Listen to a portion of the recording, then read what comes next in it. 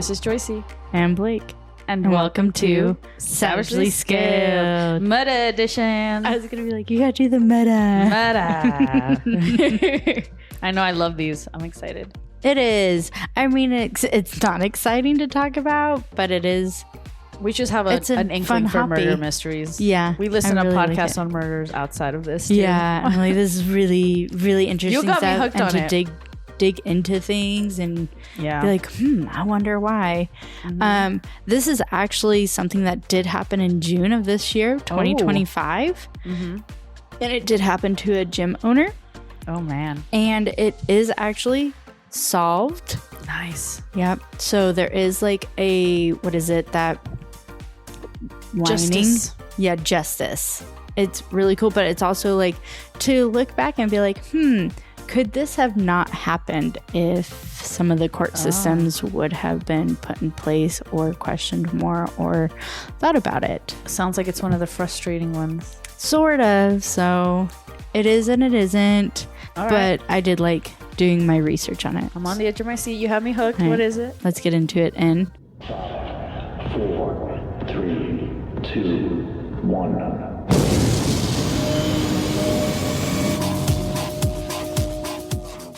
This is actually a recent case, and yes, it involved a 10-year CrossFit owner. Again, this does involve talks about the victim's injury, and if you do not want to continue, we will see you next week with a scaled episode just fit for you. So remember that, guys. Okay. You don't have to listen to these if this is not your cup of tea or your swig of pre-workout, right? You can always listen to a different episode of ours. We just really enjoy this, and this is a fun hobby that we're continuing. Exploring. Yes. Now let's get into it, shall we? Well, with this one, it is different from the first 2 episodes we have done, right? For one, this, like I said, was a recent murder, and we do have the person who committed the crime in custody. Yes. Like the one that I did, he ended up unaliving himself. The one you did, they still haven't found. This one, he is in custody and will be serving time. On June 4th of 2025 in Cincinnati, Ohio. You got it. The police were called to East McMicken Avenue at 4 a.m. When police entered the home, they found Patrick Heringer, 46-year-old, was killed in his home. Now, remember with Joyce's last one, we talked about the crime was not in a high area of crime. That's right. Like you did the Florida, where her story took place. So we're going to go over the area because I really liked how you did that. Yeah. So we're going to go with the Inquirer from Cincinnati.com shows that there have been more violent crimes citywide where this was based. So for this year, in more than most recent years, according to year-to-date data since 2021 to present, it has increased.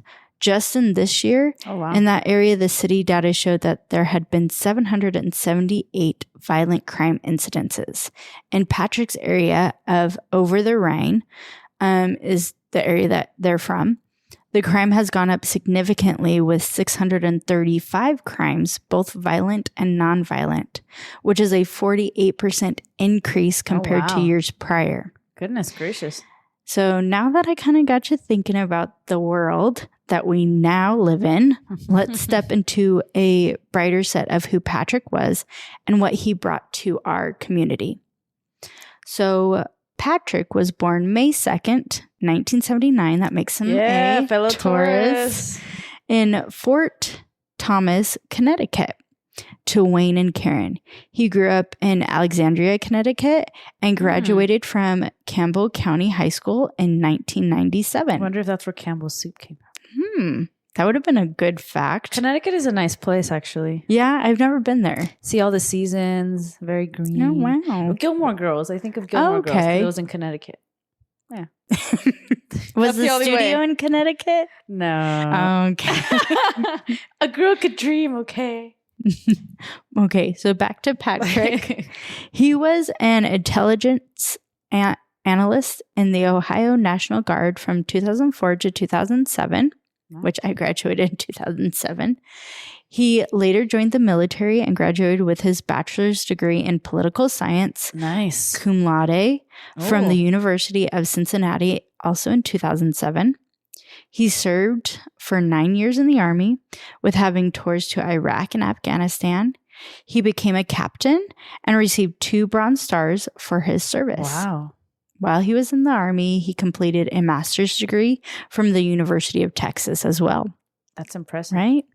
So in 2021, he met the love of his life, Sarah. Oh. I know, and their pictures are so cute. And there's one where they're posing in their truck bed for a movies night that the community held, and it's so sweet. Aww. They married in 2016 and created a beautiful life together. Patrick was a co-founder and coach of Felon Movement. He was also a level 3 coach, which, y'all, that is like a truly hard class because they have level 3 and level 4, and you actually have to apply. Like you have to do an application through CrossFit to even be considered. What? Before you can take the course. Like I have my level 2, which I have voiced here and there. I have also taken my level 1 and kids course, which I will say level 1 is a cakewalk. It really is. Level 2 is harder, but for a good reason. And really it helps to understand what a coach is and why you are there. So I also had to take a test for both of them to pass or fail. Level 1, you have to take it at the facility that you're completing the level 1 at. Level 2 is online and you can look back through your notes. Level 1, you can't. Right. It's live and in person. Yeah. So like the class for level 1 is very easy, but the test seems very hard because they also give you a huge book that you needed to read. Yeah, it's your first class, I guess. And you don't know if it's just lecture or book, which it's all lecture that's on the test. Level 2, it's a very hard weekend, but it's an easier test because you get to take it home and take it as many times. For level 3, it signifies a significant accomplishment in your expertise and elevating your coaching career.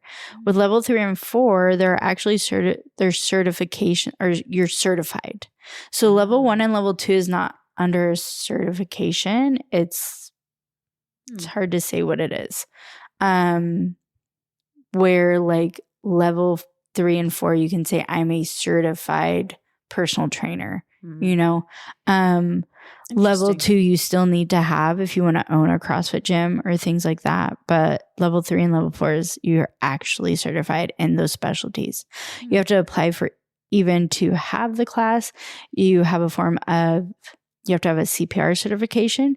You also have to have 375 hours of coaching CrossFit, or you need 1,000 hours of strength and conditioning coaching at the collegiate or professional level. Though the hours can accumulate in the past 5 years, you also, from what I was reading, it was you need to read over the level 1 and level 2 handbook and study the CrossFit journal and think like a coach with everything. So you need to look through every expertise, because they can throw it at you and be like, well, what would you do for this? What would you do for that? Oh my God, so it's hard. I was like, I don't like those types of testing. Me either. So it just takes a very dedicated person. So let's go back to also only few pass these tests as well. Like usually like a very small percent pass it. Oh man. I mean, he already sounds really impressive as it is, so I'm not surprised that. Really. Going back to Patrick and our community, he first opened up CrossFit 513 in 2015, and now it's called Felon Movement. He's the co-founder with his wife, Sarah. It looks like they moved the gym across the street from the namesake market in about around 2017. So they just moved from one area to the other, right across the street, with a growing base of nearly 300 loyal members. Wow. Right? Sarah Dorwork, a member, claimed Patrick was everybody's champion and that Patrick made people physically and mentally better human beings. He was just a juggernaut of a human being, mentor, friend, and athlete. Heringer's good friend Dave Colina, and can I just say that you have to have, if you're in CrossFit, you have to have a CrossFit Dave in your life. I feel like that's just somebody who helps you. I feel like I've always met a Dave in CrossFit. That is so funny. He claimed that Patrick and Sarah were pillars of the downtown community. Colina also stated, he was the best coach I've ever had. Not only was an incredible coach, he was knowledgeable, but he knew exactly the right thing to say to his members to uniquely get through to them. Oh, and by the way, Dave is also the founder and CEO of O2 Hydration. No way. Yeah. And it was his friend. Oh my goodness. I also put in here, I was like, Barbin put that in probably to make it more important. I don't know. I mean, it does help you make a connection because I mean, I've seen O2 and heard of O2. Right. So that's wow. Yeah. I guess it just speaks and highlights to like how pivotal he was. He was to people and who he knew. Beauty salon owner Brant Jutley says he's just a really bright, giant energy of a person. Brant had been cutting Patrick's hair for nearly a decade, and him and his wife were great friends to both of them. Aww. When reading different stories and news articles, that there were numerous things said about Patrick and his family and how amazing and how that outpour of love towards the Heringers were just so beautiful to read. That being said, let's go into what happened. So back on June 4th of 2025, the Cincinnati police responded to Patrick Heringer's home in Over the Rhine around 4 a.m. As it was reported, it was a stabbing, according to the department news release. Very early. Heringer was stabbed in the neck and several other places. He was transported to the University of Cincinnati Medical Center, where he did unfortunately meet his end from his injuries. Oh. There is a bit of justice, you guys, that there was a man arrested in relation to Patrick's death and is being charged with murder and aggravated burglary. So let's talk about him. His name is, it's either Mordecai or Mordisa. Oh. I think it's Mordecai. Black. Black is 38 years old and from Spring Grove Village, also Cincinnati. So he's from the area. Black was booked into the Hamilton County Justice Center around 10:15 p.m. Thursday on the charges. This was done, I believe, on a Tuesday or Wednesday. So he wasn't found until like the next day or a couple days. So he appeared in court that Friday. So he was booked, caught on Thursday, booked. Friday, he appeared in court, which his attorney is claiming his client is maintaining his innocence. Mind you, there is no line between Heringer and Black, so they don't know each other either. Okay. The judge set the bond to $2.25 million and did state that if he is able to post bond, then Black cannot own a firearm and to stay away from the Heringers' home and a residency in University Heights. Really? Wow. Like if you meet your bond, which he hasn't, right? Just stay away and you can't carry a firearm. That's horrible. That's really nice. And this guy looks scary, Joycey. Really? Like he is staring down the cameras for these pictures, and I'm just like, no shame, like no remorse. Like he doesn't give a shit about anybody. Oh my God. Yeah, especially since he's claiming he's innocent.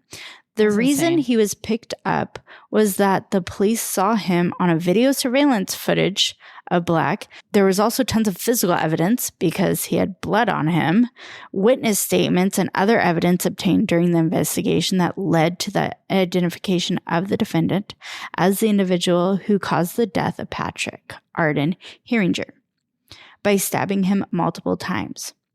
So why is this man who just looked so cold and did the horrific thing on the street? Was there warning signs? Come to find out, Black is a convicted, violent felon with a long criminal record. Here we go. But girl, he was recently released from prison in January. Yes, of this year. Oh my goodness. Now, this is what the state and county records show. Now, he was serving his time in prison for beating a man unconscious during a 2016 street robbery in downtown. Oh, man. So that happened in downtown Cincinnati and was found guilty by a jury of felonious assault and aggravated riot. The victim of 2016 case was a 27-year-old Christopher McKnight of Indiana, which when he was able to answer questions to the investigators, he did not remember the attack following a concert in Fountain Square. He could not recall. Right.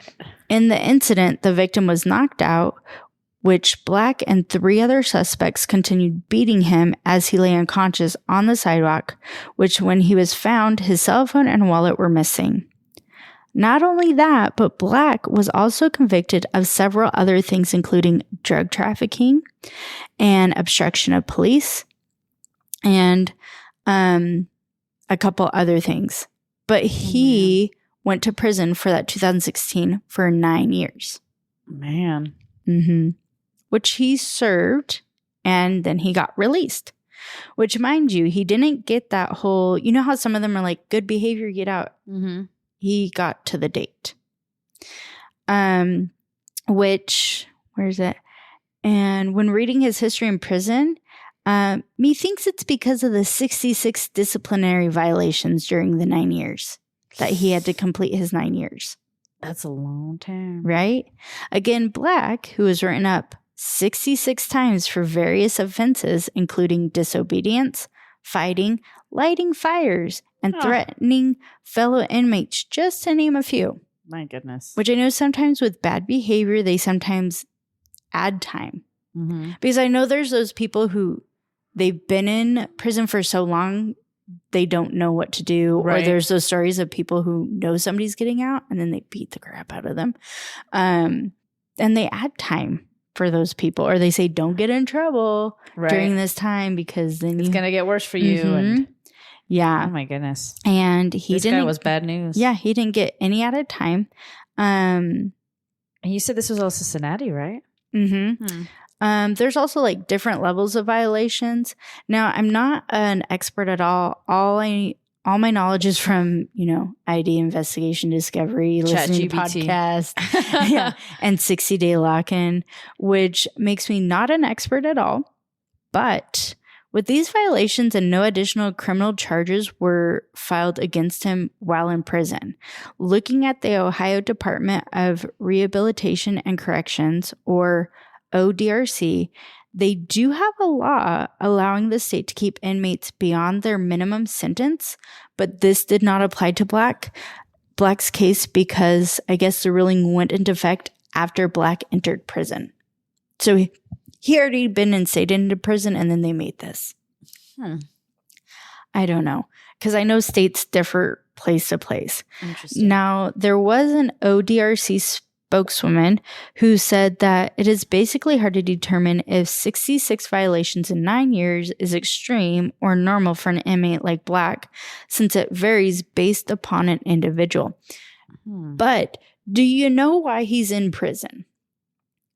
For harming somebody. And then most of his violations are for harming people or his place around him.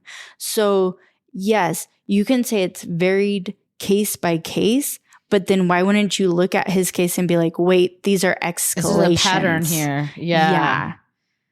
So I can justify nervous. a tiny bit.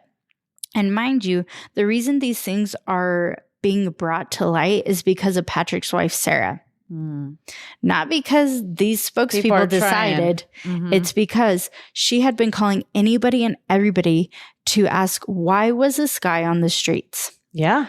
So valid.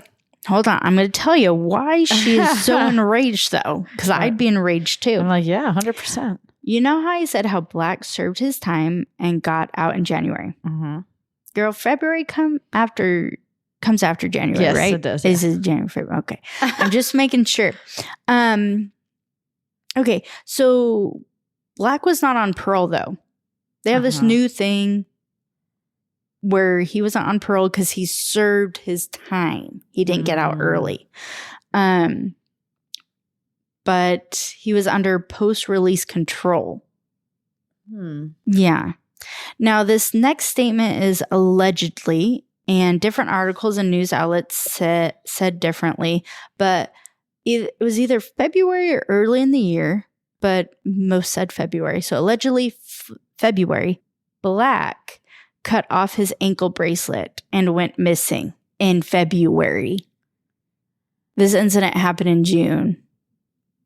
He got out January. He escaped, yeah. Got his ankle monitor in February, the next month. Immediately right after, he's like, boom. And they didn't find him until June. Mm-hmm. That's like 4 months. Oh, girl, yeah. That's insane. It gets better. So, like I said, let that sink in. Even when I was writing this episode, I had to take breaks of like WTF moments. Like, yeah, really, guys? Really?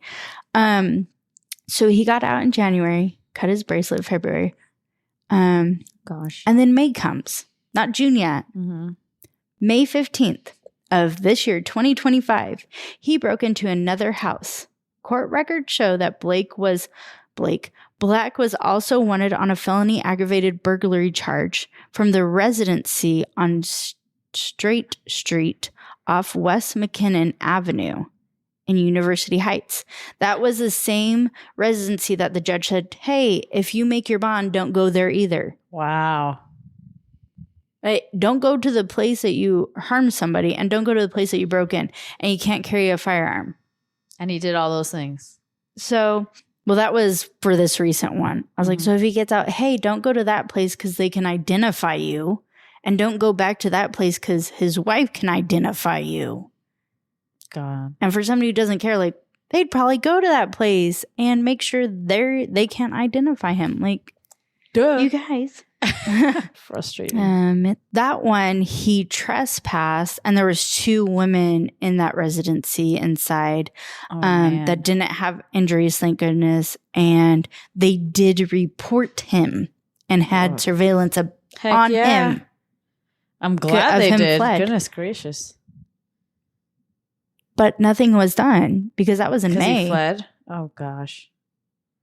That is horrible. Right? So he wasn't on a caught. Rampage. Again, this is a huge reason of why Sarah Heringer has made reported calls to Cincinnati officials to provide answers on why he was walking free after cutting his monitor off and committing a burglary early this year. Mm-hmm. So prosecutor Connie Plitch claimed that the Heringers did everything right that society deems as what we should do, right? They were good people. They followed the law. They gave back to their community, and Patrick still met an end. Mm-hmm. Even doing all that while protecting his wife. That was like the biggest thing. She was like, he died while he was protecting me. Mm-hmm. So sad. So, you know, Black should have never seen another day of freedom, says the prosecutor. Sarah has even met with the mayor, Prevail, and police chief, Teresa Teagat, who told her while they were aware that Patrick's killer was out on parole, which they say it's not parole, but they claim in here it's parole. They were completely unaware that he had broken his parole. That is one form of the paroled board had notified local authorities, which we know from the ODRC he was not on parole and that he was released under post-release control. So you have one aspect saying no parole and the other aspect who's like, no, he wasn't on parole.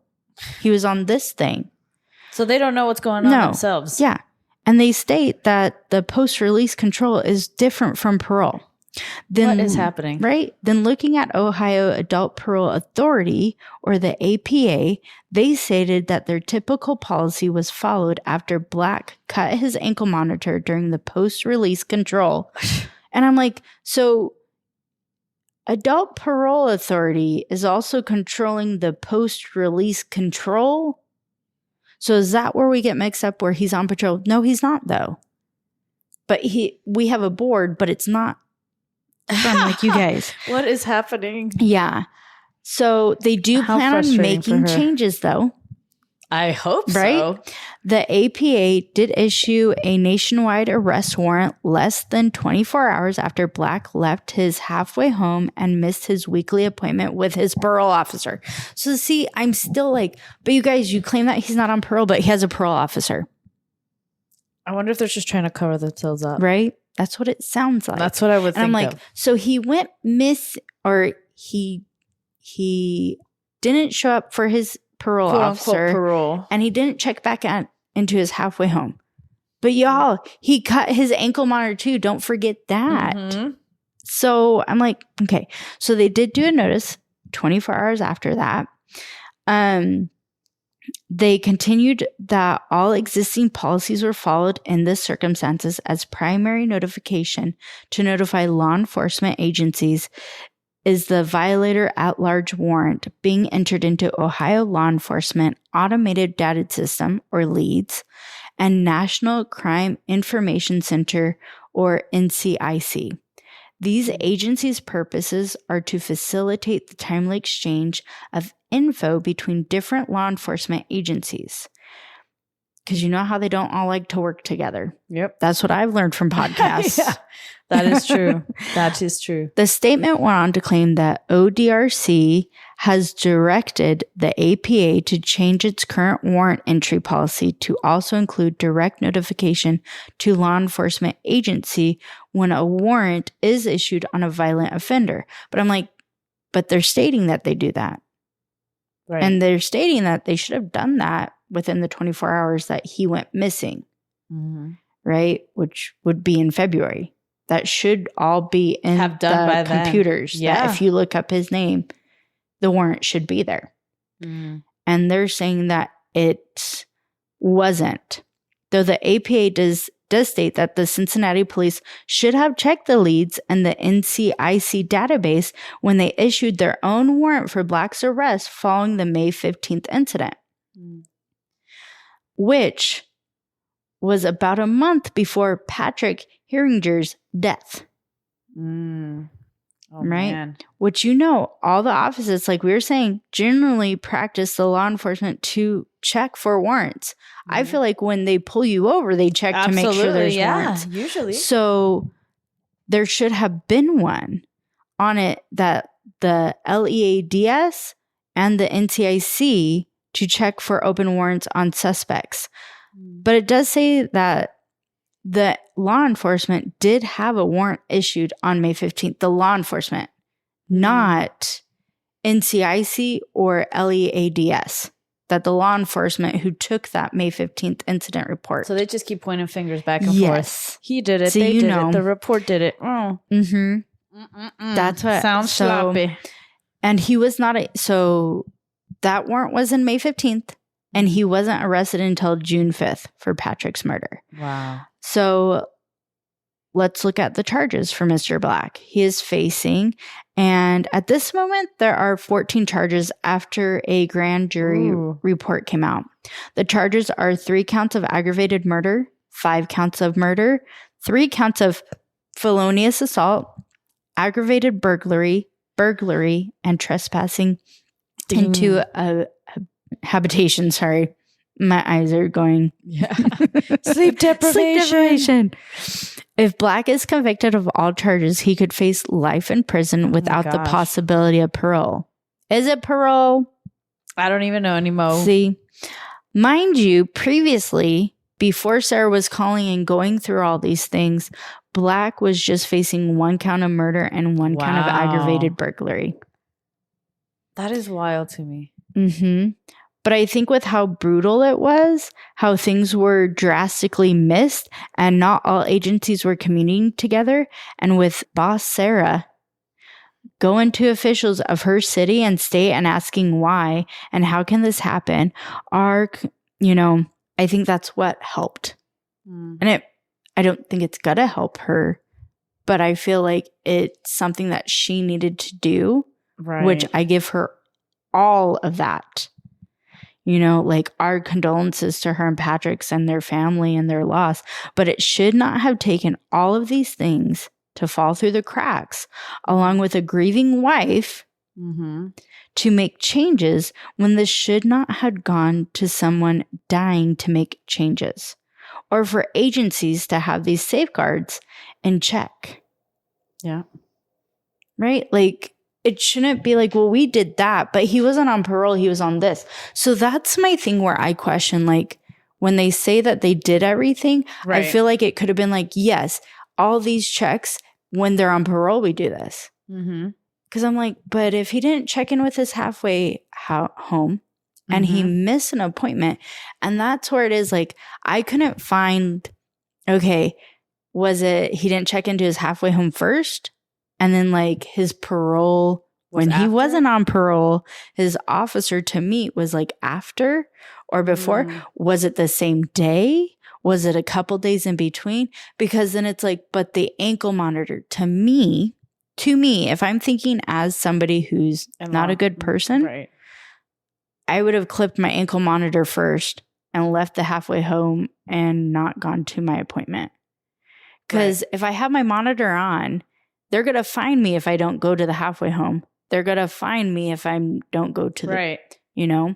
And I know all the movies or shows show that they'll find you if something goes off, or they'll go to where that ankle monitor has been taken off.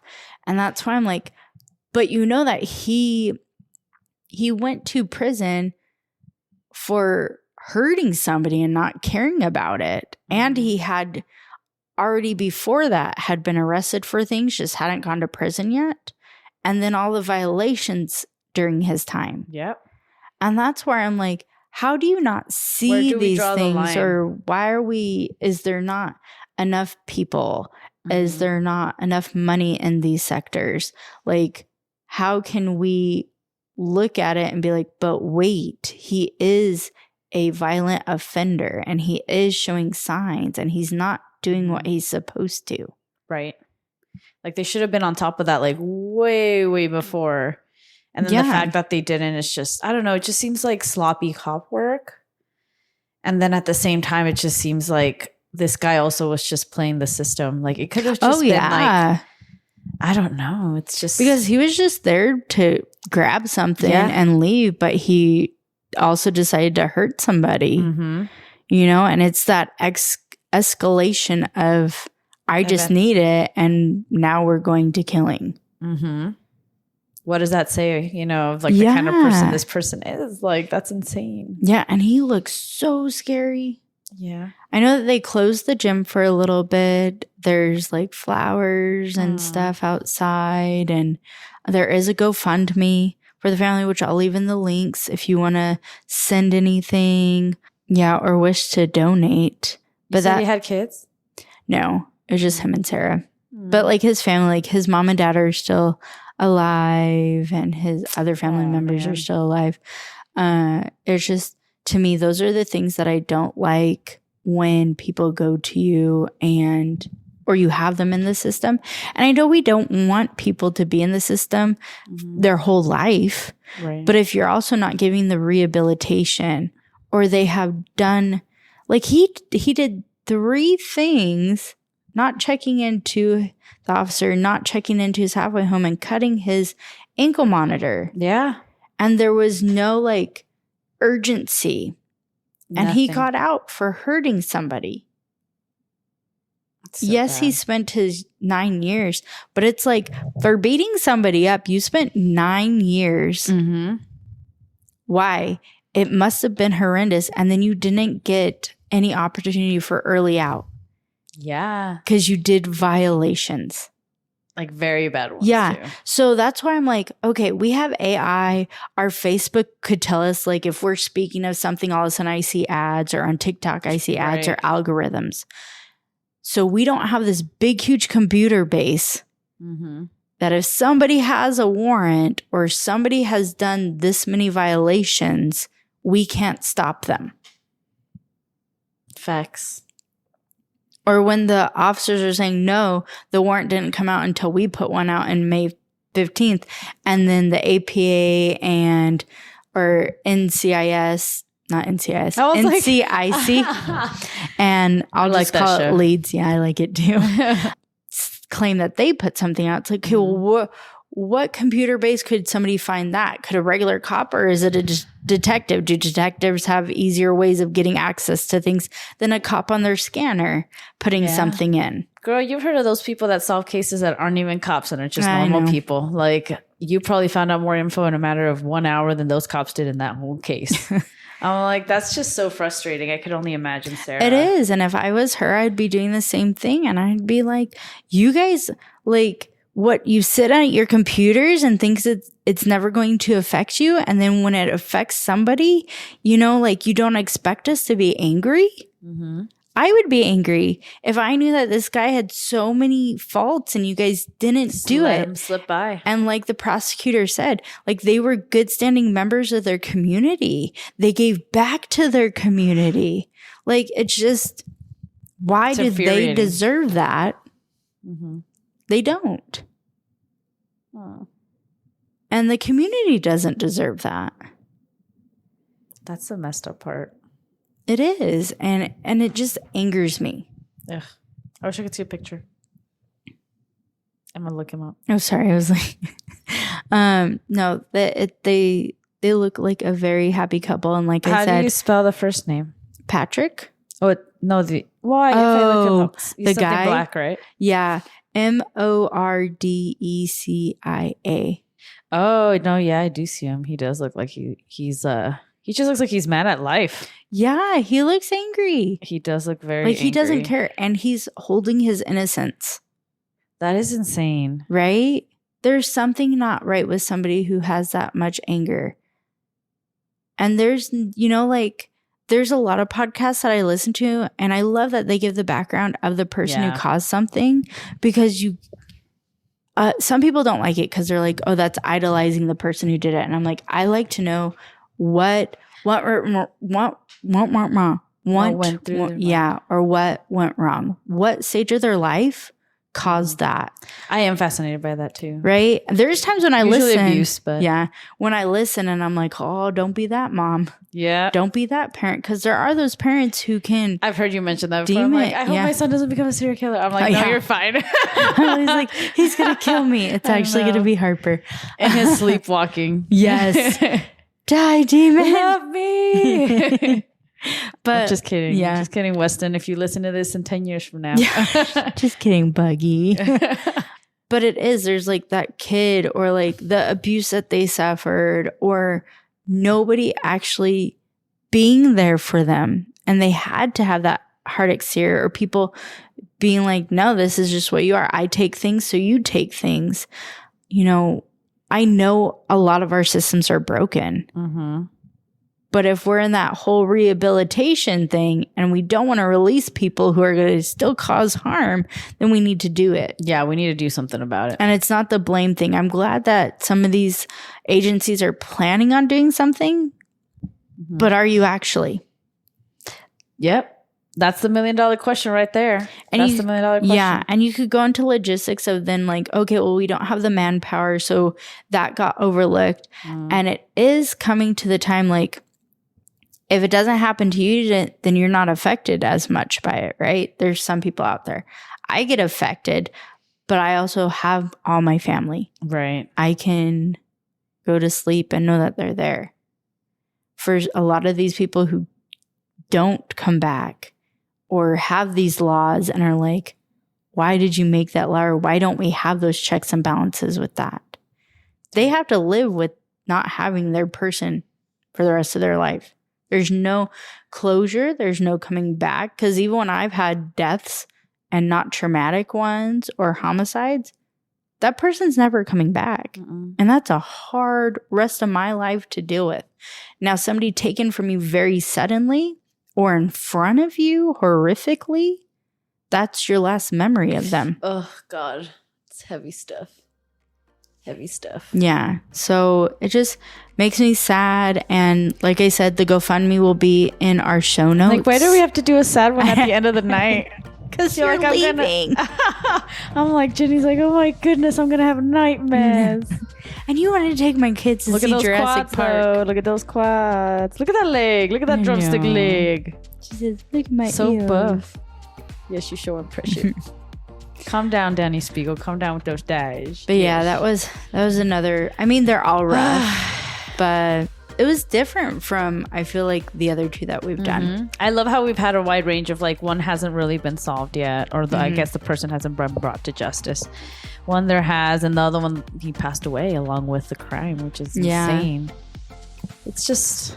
It's also like cracks in every single one, and there's a reason that things happen that way, is because there's cracks, and there's why did that happen, who did it, or how could we have done better as a society, as people, as law enforcement, things like that. And like I said, I am not an expertise in this. My expertise is listening to podcasts. Yep. Watching Investigation Discovery. I do love Investigation Discovery. Yeah. My dad and I used to watch it all the time. Yeah. Chris is always like, why? There was one show. He doesn't like it? No. Because there was, when he used to do his week on, week off when I was first pregnant. And there was one show called like Murder Husbands or something? No, Neighbors. Murderous Neighbors or something like that. And he's like, they have one for everything now. Yeah, he's like, you think our neighbors are gonna kill you? Like, maybe. I was like, we don't know them. They don't know me? There's people coming in and out of their house that I don't know. Oh, they were watching you. Yeah. And I'm like, how come? And I go, and the neighbors I do trust, they're on vacation because they're retired. My neighbors know my schedule, and it's scary. Yeah, see stuff like that. Yeah, no, you're right. It is. I've seen the one about like Mean Girls. I've seen the one about the murderous husbands, murderous neighbors, murderous roommates. Yeah. Girl, we've seen it all. We have a problem. We do. This is why we like these things. So I don't trust anybody. Except me, of course. Yeah. And Ginny and Kyla. Yeah. That's why it is hard. It is hard to trust people nowadays, especially with all this morbidity too. And I just question people. But I've always questioned people since I was a young age when I actually would talk to people. Because I'm like, that doesn't your add intentions up. Doesn't, Yeah. I'd always be like, can you explain how that adds up? Or I'm like, do you see this string and this string? They're not tied together, man. Yeah. Does that look right to you? Does that look right to you? You know what I meant, which I love. If you know, you know. Yeah. Man. If you know, you know. But you're right. Is it 2 hot dogs and a bun? Yeah. Was it chicken Larry? Like, does that look right to you? No, wait, it was Plates of Glory, right? When they entered as figure skaters at the same time as men and men figure skaters. Maybe. I thought it was Chicken Larry, I don't know. It's one of those. Gosh. But we're gonna skate to one song and one song only. I'm gonna get you drunk, get you drunk. My hump. My lovely lady loves. I love the that. Verticola. Illegal whalebone. Don't you dare look at the Verticola. You can have as much shampoo. What was it? The main tail shampoo? Yes. I love you that cut one. my head off, I swear I'll come back and kill you. He had nice hair. He did. That is one of my favorite. Oh, my cheeks. Favorite movies. My cheeks. Yeah, we'll have to watch it. Everybody, have you heard? Sex on Ice. Yeah. Gonna take the women. Yeah. I know, so good. So good. You have to watch it. Yeah. On that note, and we're not making fun of anything. It's just we have to do lightheartedness to get through the night. Yeah, we need it. We really do. But if you feel like this podcast episode is your swig of pre-workout, please follow so you don't miss an episode. Subscribe. Hit that like button. Again, if you like these episodes, let us know if we PR or if we no rep on these. We really enjoy them. We do. I don't know if we'll listen to you or not, but we really enjoy them. Let us know if you do find them. We'll take it into consideration for sure. Yeah, a little bit. Joyce more than me. Yeah. Be like, they're not liking it, man. I don't care. Cut it. But again, you can follow us on Spotify. You can listen to us on Apple Podcasts, iHeartRadio. Also on YouTube, we do have some videos out. We just did a recent June update and a July goals that we are meeting. If you guys have any goals to talk about, please let us know. Right. If you go to an affiliate and you think, hey, these girls should interview the owner, if you're an owner of an affiliate that you absolutely think is the best in our CrossFit community, please reach out to us on Instagram and DM us Savagely Scaled. That's right. Or email us at email us at savagelyscaled@gmail.com. Wait, no. Backtrack. SavagelyScaled1 at Gmail. .com.